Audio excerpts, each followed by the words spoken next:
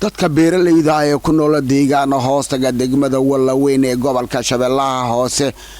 oo markii labaad ay ka qaadeen dalagyadii sanadkan ka soo go'ayay fatahaada webiga Shabeelle oo ka geysay deegaanadaasi ayaa ka cabanaya in dhibaatooyin kala duwan ay soo food saartay oo ka dhalatay fatahaadaha kala duwan ee isdabay jooga ee halkaasi saameeyay waxayna sheegeen in dalagyadii sanadkii hore ka soo go'i lahaa iyo sanadkanba aysan goran isla markaana ay haysato duruufo adag ee dhinaca nolosha ah taasi oo u dheertahay macluul iyo gaajo iyo cudurro kala duwan oo ka dhashay fatahaadan ayaa waxaa ka dhashay macluul iyo cudurro kala duwan korcuncun iyo malaria tifo iyo cudurro kale aad u fara badan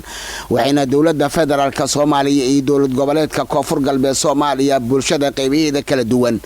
iyo dhammaan ganacsatada waxay ka codsanayaan inay la soo gaaraan gargaar bini'aadanimo. Xabo Cali Geedow oo kamid ah dadka beeralayda ee ku nool gobolka Shabeellaha Hoose gaar ahaan deegaano hoostaga degmada Wallaweyn ee gobolka Shabeellaha Hoose oo fatahaadan ay saameysay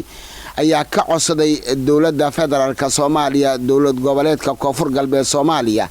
iyo ganacsataduba inay la soo gaaraan gargaar bini'aadanimo. degmada Wallaweyn dhibaatada biyaha oo garadhaay luluto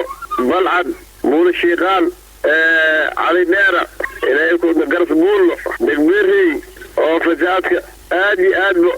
kuwii hor iyo kuwii dambe beera maanta fasalna laga helin oo halaag lagu jiro haddaan barakac la soo yahay oo lagu sugan yahay cid wax u qabatin had weli ay jiran bacyo waaba soo gaareen biyaha kuwa dambe fasaad u xoog badan waa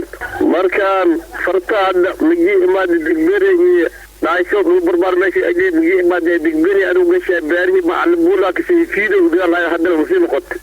سفيان. يا فساد حقنا ودنكم كوهايا.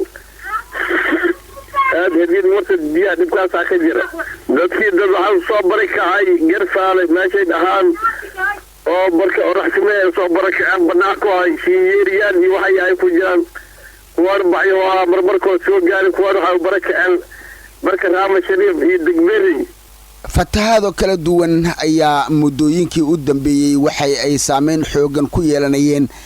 dadka beeralayda ah iyo bulshada ku nool deegaano hoostaga degmada Wallaweyn ee gobolka Shabeellaha Hoose ayagoo dalagii sanadkii hore ka soo go'i lahaa ay ka qaadeen biyaha isla markaana ay ka baabi'iyeen bakaarihii ay ku keesanayeen dalagii sanadka ay ku keesanayeen badarka waxayna guud ahaan ay wajahayaan dhibaatooyin kala duwan ee ka dhashay fatahaadaha kala duwan ee halkaasi saameeyay. Muuse Cusmaan Abtow, telefishinka qaranka Soomaaliyeed, Muqdisho.